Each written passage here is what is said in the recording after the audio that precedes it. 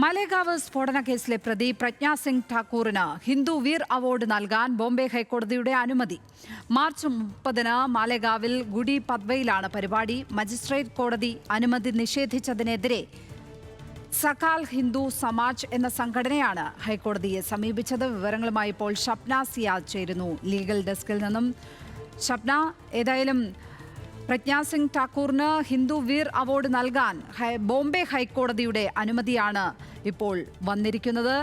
എന്തൊക്കെ കാരണങ്ങളാണ് പറഞ്ഞുകൊണ്ടിപ്പോൾ ഈ അനുമതി പ്രജ്ഞയ്ക്ക് കിട്ടിയിരിക്കുന്നത്? ലക്ഷ്മി, ഹിന്ദു സമാജ് സകാൽ എന്ന സംഘടനയാണ് ഈ അവാർഡ് പ്രഖ്യാപിച്ചത്. ഈ അവാർഡ് നൽകുന്നതിനെതിരെ പരാതി ഉയരുകയും പിന്നീട് മജിസ്ട്രേറ്റ് കോടതി ഈ അവാർഡ് നൽകുന്നത് നിരസിക്കുകയും ചെയ്തിരുന്നു.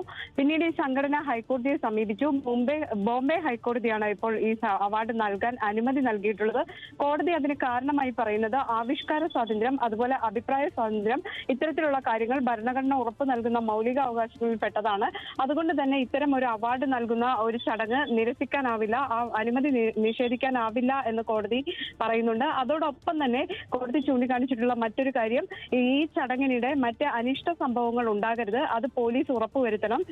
പോലീസിന്റെ പ്രധാന ഉദ്യോഗസ്ഥർ ഈ സ്ഥലത്ത് സന്ദർശിക്കുകയും അനിഷ്ട സംഭവങ്ങൾ ഉണ്ടാകാതെ ഈ ചടങ്ങ് നടത്താൻ നിയന്ത്രിക്കുകയും ചെയ്യണം എന്ന നിർദ്ദേശം കോടതി പുറപ്പെടുവിച്ചിട്ടുണ്ട്.